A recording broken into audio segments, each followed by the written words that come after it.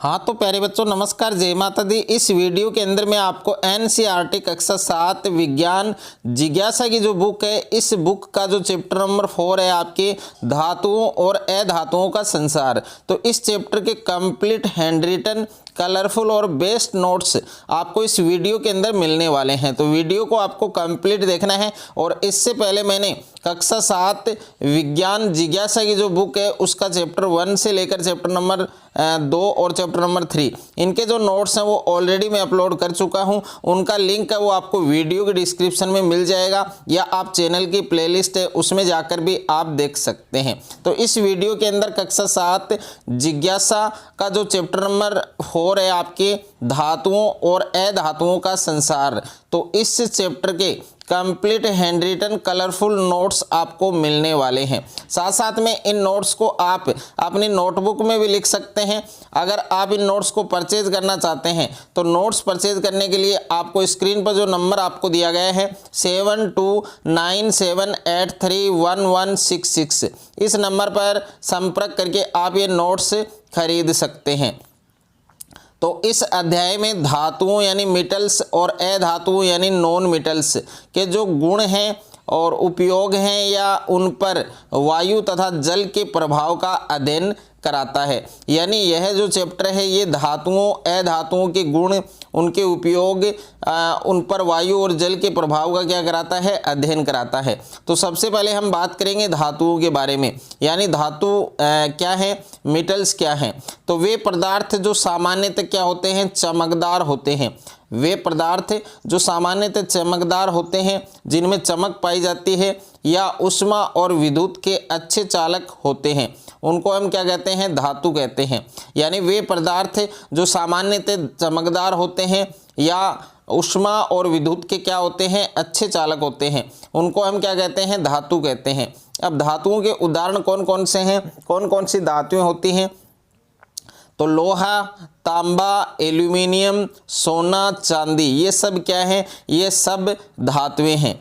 और उसके बाद में देखिए धातुओं के उपयोग। अब जो धातुएं होती हैं उनके कौन कौन से उपयोग होते हैं, उनका उपयोग हम किन किन में करते हैं। तो देखिए बर्तन बनाने में किसका उपयोग होता है, धातुओं का उपयोग होता है।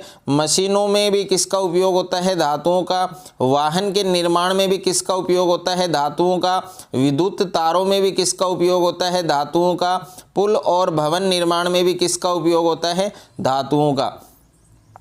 उसके बाद में अधातु। अब देखिए अधातु क्या होते हैं, नॉन मेटल क्या होते हैं। तो वे पदार्थ जो सामान्यतः चमकहीन होते हैं तथा ऊष्मा और विद्युत के कुचालक होते हैं, क्या कहलाते हैं, अधातु कहलाते हैं। यानी वे पदार्थ जो सामान्यतः चमकहीन होते हैं, जिनमें चमक नहीं पाई जाती है, और जो ऊष्मा और विद्युत के क्या होते हैं, कुचालक होते हैं, उनको हम क्या कहते हैं, अधातु कहते हैं। अब अधातुओं के उदाहरण आप देख सकते हैं, कौन कौन सी अधातुएं होती हैं, नॉन मेटल्स होती हैं। तो हाइड्रोजन है, नाइट्रोजन है, सल्फर है, ऑक्सीजन है और कार्बन है। ये सब क्या हैं, ये सब अधातुएं हैं।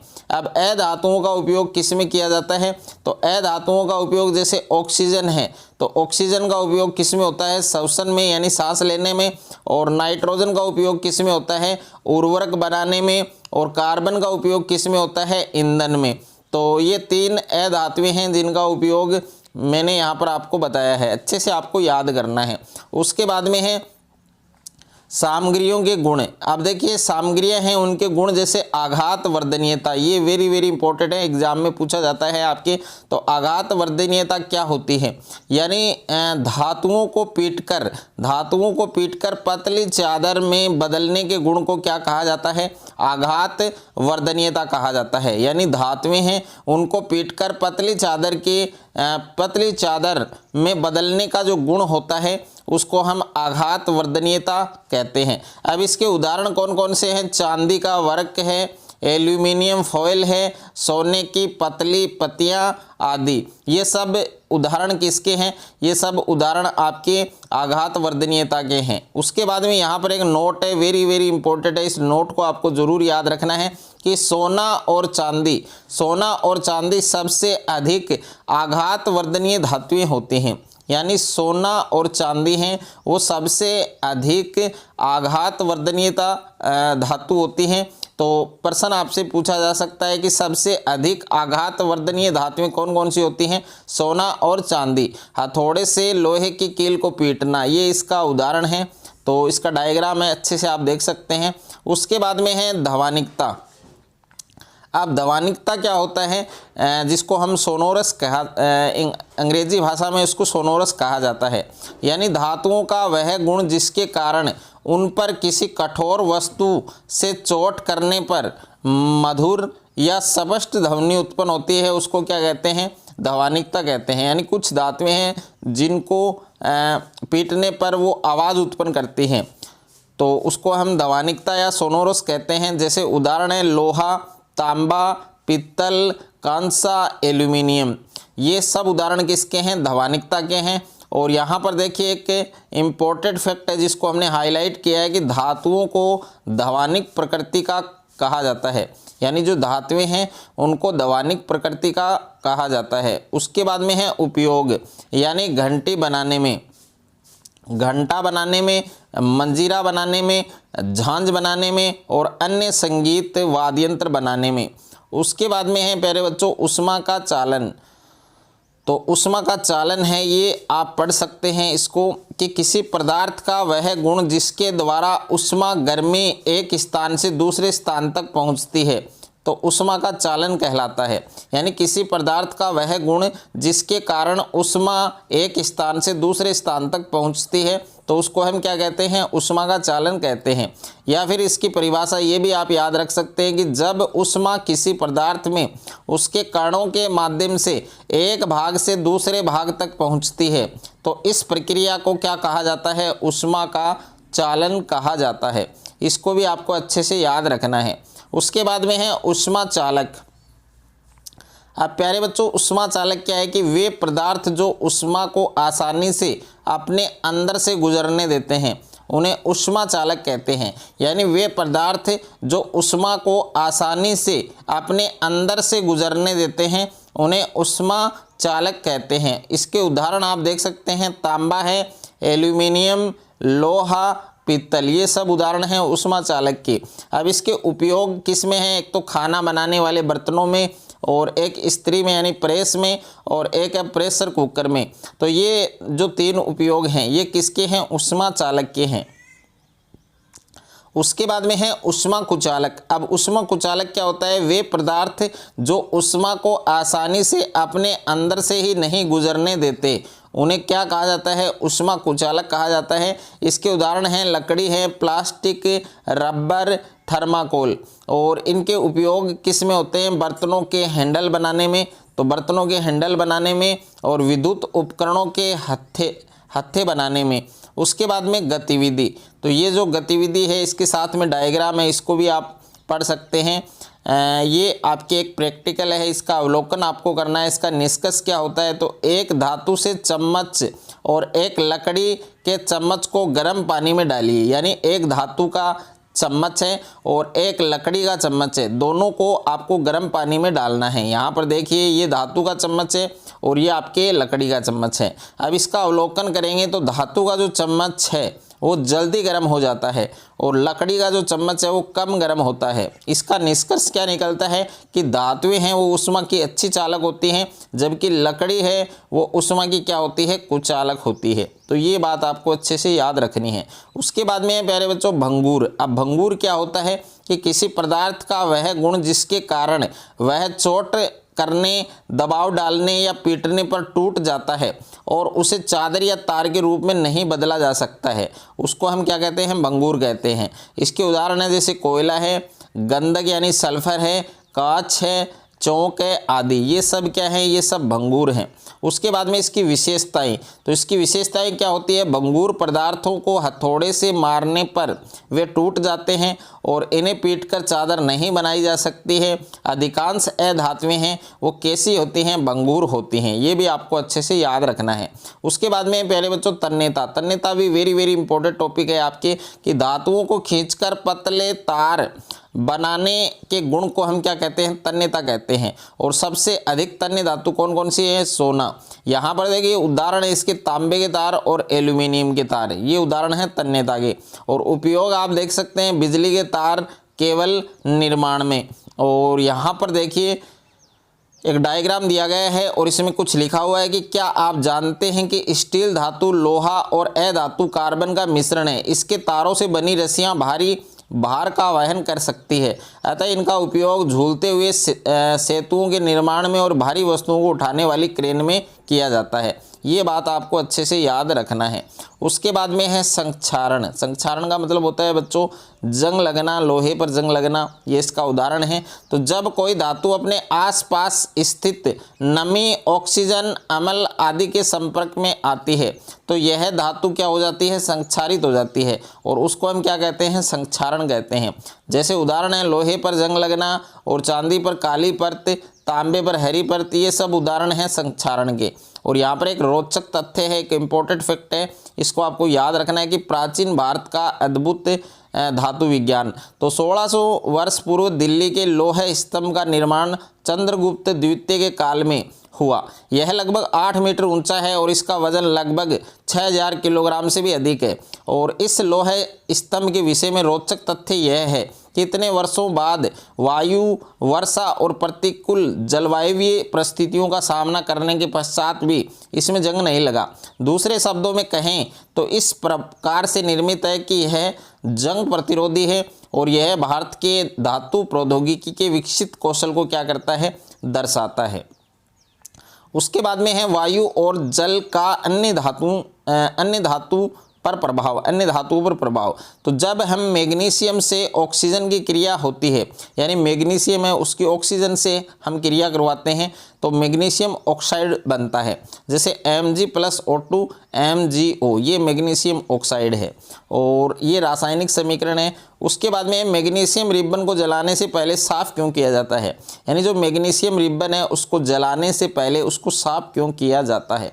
तो मैग्नीशियम रिबन को जलाने से पहले उसकी सतह पर लगी मैग्नीशियम ऑक्साइड की परत को हटाने के लिए साफ किया जाता है और यह परत वायु में उपस्थित O2 के साथ अभिक्रिया करके बन जाती है और यह ऑक्साइड परत Mg को आसानी से, Mg मतलब मैग्नीशियम को आसानी से जलने नहीं देती, इसलिए रिबन को सैंड पेपर से रगड़कर साफ किया जाता है ताकि वह आसानी से जल सके। इसका रासायनिक समीकरण आप देख सकते हैं Mg+O2 MgO। और ये मैग्नीशियम रिबन का जलना, ये इसका डायग्राम है, चित्र है, ये भी आप देख सकते हैं। उसके बाद में है बहुविकल्पीय प्रश्न। प्यारे बच्चों इस चैप्टर के जितने भी आपके वेरी वेरी इंपॉर्टेंट क्वेश्चन है जो आपके एग्जाम में पूछे जाएंगे वो सारे क्वेश्चन विद सॉल्यूशन में आपको यहाँ पर बता रहा हूँ। तो देखिए सबसे पहले आपके मल्टीपल चॉइस है, बहुविकल्पीय प्रश्न है। इसमें पहला प्रश्न है कि निम्नलिखित में से कौन सी धातु कमरे के तापमान पर द्रव अवस्था में पाई जाती है। तो यहाँ पर ए ऑप्शन के अंदर लोहा और सेकंड ऑप्शन है तांबा और थर्ड ऑप्शन है पारा या मरकरी और नेक्स्ट है आपके एल्यूमिनियम। तो इसमें कौन सा ऑप्शन सही होगा आपके, ये ग वाला ऑप्शन सही होगा, पारा यानी मरकरी। उसके बाद में देखिए दूसरा प्रश्न आपको पूछा गया है कि कौन सी धातु है जो विद्युत की क्या होती है, सुचालक होती है। कोयला है, सल्फर है, ग्रेफाइट है, यहाँ पर अधातु आएगा, अधातु है। कौन सी अधातु है जो विद्युत की सुचालक होती है, यहाँ पर नाइट्रोजन है। तो इसमें भी आपके ग ऑप्शन सही होगा, ग्रेफाइट। उसके बाद में देखिए नेक्स्ट है आपके तीसरा प्रश्न पूछा गया है कि धातुओं को पीटकर पतली चादरों में बदलने का जो गुण होता है उसको हम क्या कहते हैं। तो ए ऑप्शन में तन्यता और बी ऑप्शन में है आघात वर्धनीयता और यहाँ पर नेक्स्ट है दवानिकता और यहाँ पर कठोरता। तो कौन सा ऑप्शन सही होगा आपके, ख ऑप्शन सही होगा, आघात वर्धनीयता। उसके बाद में 4 नंबर प्रश्न है कि किन धातुओं को आसानी से चाकू से काटा जा सकता है।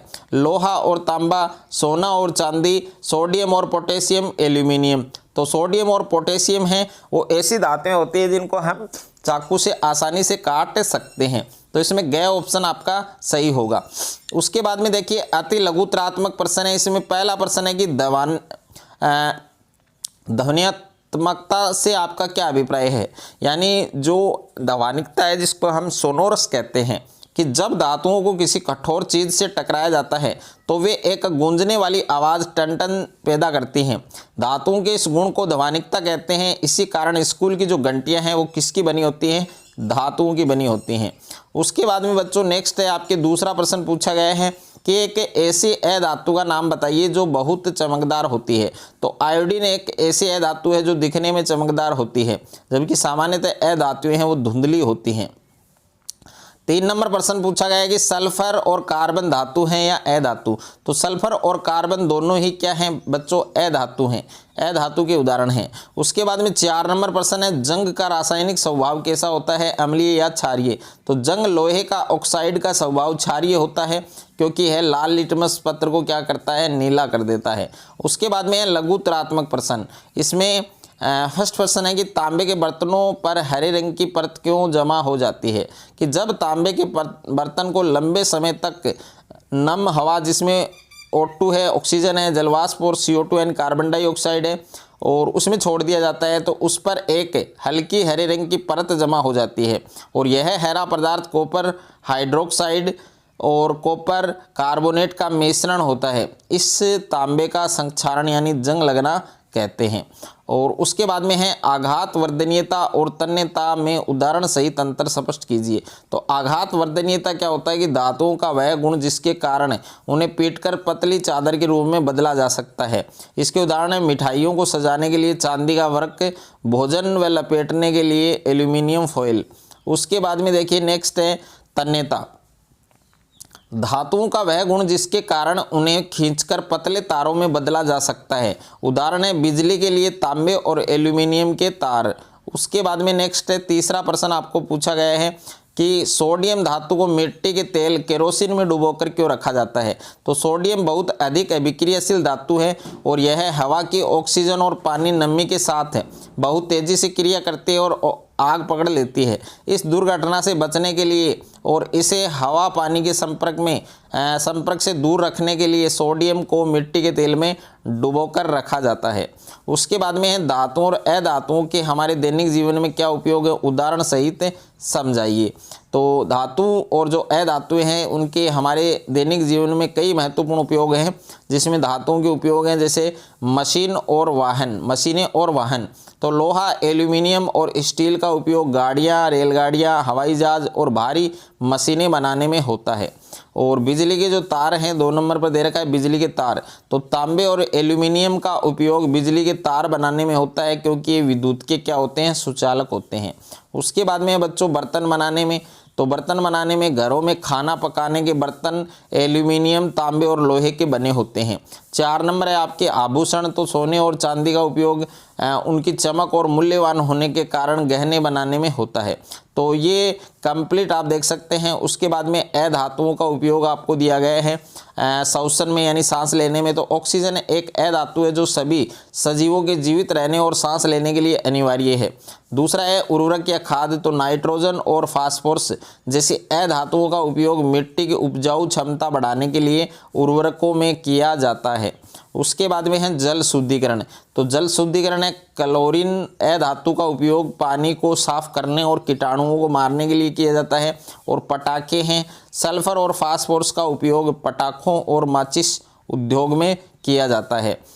तो ये वाला जो चैप्टर है ये कंप्लीट, इस चैप्टर के complete hand written notes, colourful notes और साथ में इसके जितने भी वेरी इंपॉर्टेंट क्वेश्चन हैं विद सॉल्यूशन मैंने इस वीडियो के अंदर आपको दिए हैं। अगर आपको ये वीडियो अच्छा लगे, अगर आपको ये नोट्स अच्छे लगे तो वीडियो को ज़्यादा से ज़्यादा शेयर करें, ज़्यादा से ज़्यादा वीडियो को लाइक करें, और चैनल पर आप नए हैं तो चैनल को सब्सक्राइब कर लीजिए और साथ में नोटिफिकेशन बेल को प्रेस कर लीजिए।